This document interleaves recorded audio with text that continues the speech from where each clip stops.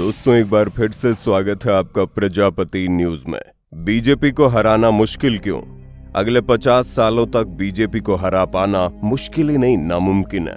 नहीं दोस्तों, ये हम नहीं कह रहे, बल्कि ये कहना है बीजेपी के नेताओं का। नहीं, मोदी जी ने अच्छा किया। आएंगे तो मोदी जी, क्योंकि जोक नहीं है, ये रियलिटी है। जो ये डंके की नोक पर कहते हैं कि आने वाला दौर बीजेपी का दौर है और 50 सालों तक बीजेपी को सत्ता से हटाने की किसी में हिम्मत नहीं है।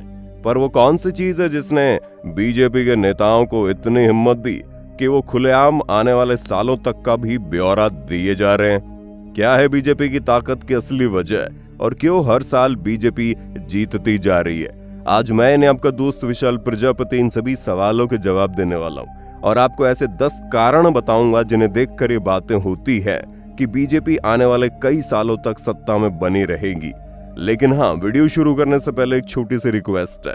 वीडियो के नीचे रेड कलर का सब्सक्राइब बटन दिख रहा होगा, उस पर क्लिक करके सब्सक्राइब कर लें और साइड में बेल आइकॉन भी दिख रहा होगा, उस पर भी क्लिक कर लें ताकि आपको वीडियो मिले सबसे पहले। नंबर 1, हिंदुत्व। दोस्तों वैसे तो बीजेपी की जीत के कई सारे कारण हैं, लेकिन सबसे बड़ा कारण हिंदुत्व है। आजादी के बाद से ही लेकर देश के प्रधानमंत्री और नेता खुलकर खुद को हिंदुत्व से जोड़ने में संकोच करते थे कि कहीं उनकी सेक्युलर वाली छवि खराब ना हो जाए। अब तक देश के जितने भी राजनेता रहे, उन्होंने खुद को सभी धर्मों को मानने वाला दिखाने की कोशिश की है। लेकिन मोदी और बीजेपी की सबसे बड़ी उपलब्धि ये है कि उन्होंने हिंदू धर्म को एक वोट बैंक के रूप में सफलतापूर्वक हथियार बना लिया।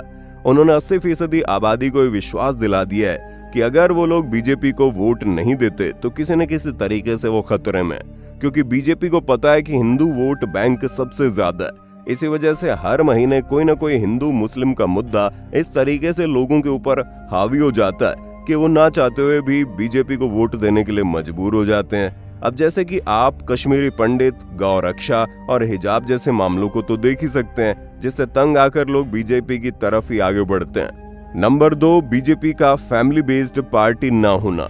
दोस्तों अगर हम बीजेपी को देखें तो वहां कोई भी फैमिली बेस्ड चीज दिखाई नहीं दे रही, क्योंकि मोदी के सक्सेसर के रूप में अमित शाह जरूर हैं, लेकिन अमित शाह के बेटे दूर दूर तक राजनीति में एक्टिव भी नहीं है। इसी तरह योगी आदित्यनाथ तो ऐसे हैं, इनके आगे पीछे कोई है ही नहीं। और रही सही कसर राष्ट्रीय स्वयं सेवक संघ पूरी कर देता है, जो इस पार्टी को परिवारवाद से बचाने का काम करती है, क्योंकि आरएसएस के प्रमुख वही बनते हैं जिन्होंने आजीवन शादी न कर रखी हो। ऐसे में अगर ये पार्टी परिवारवाद के लिए खड़ी ही नहीं होगी तो निष्पक्षता बनी रहेगी, लोगों की गलतियां उनके सामने आएंगी और अगर यही चलता रहा तो वाकई में 50 साल तक बीजेपी को कोई हरा नहीं सकता।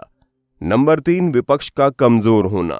दोस्तों आने वाले सालों में बीजेपी की जीत का अगला बड़ा कारण यह है कि विपक्ष में जितनी भी पार्टियां वो किसी न किसी पर्सनैलिटी पर पूरी तरह से निर्भर करती है। ऐसे में दिक्कत यह है कि अगर ये पर्सनैलिटीज उस पार्टी से निकल जाती हैं तो उस पार्टी का भी अस्तित्व समझ में नहीं आता।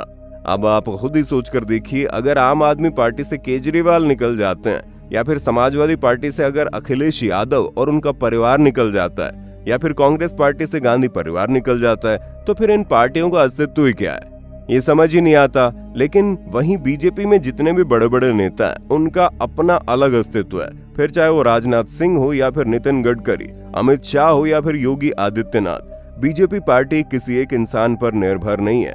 हाँ, भले ही नरेंद्र मोदी बीजेपी का चेहरा बन चुके हैं, लेकिन इसके अलावा भी बीजेपी पार्टी में बड़े बड़े दिग्गजों की कमी नहीं है।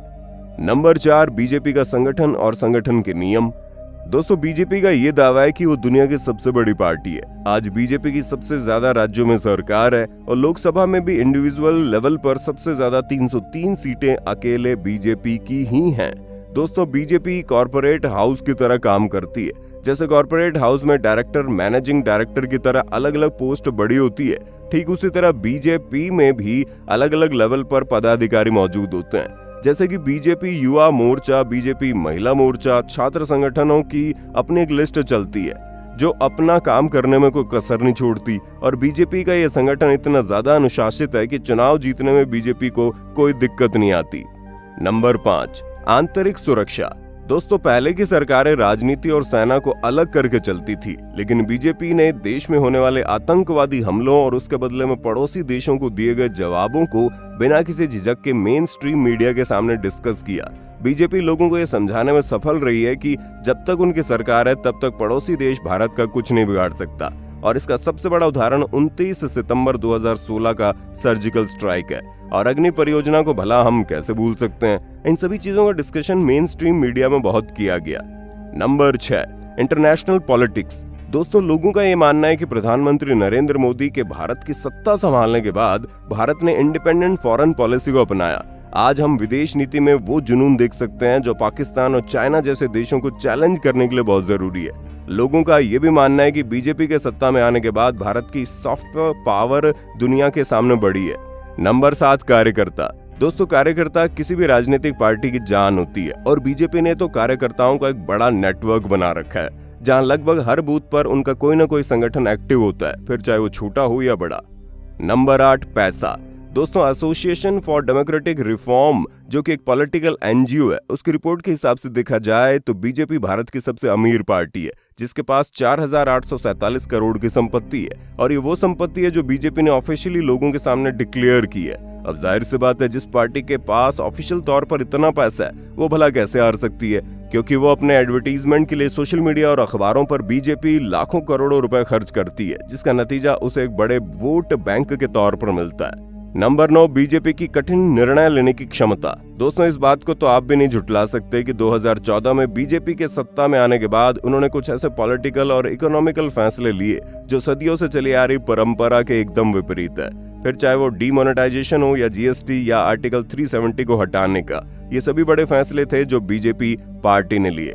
नंबर 10, विचारधारा। दोस्तों, बीजेपी कुछ मुद्दों को लेकर एकदम क्लियर है, फिर चाहे इन मुद्दों को लेकर उसे वोट मिले, समर्थन मिले या ना मिले, लेकिन इन मुद्दों के साथ वो हमेशा खड़ी रहती है। फिर चाहे वो आर्टिकल 370 को हटाना हो, राम मंदिर का मुद्दा हो, इन सभी मुद्दों को बीजेपी ने अपनी जो विचारधारा दिखाई वो लोगों को बड़ी पसंद आई। और यही वजह है कि आने वाले कई सालों तक बीजेपी को कोई हिला नहीं सकता।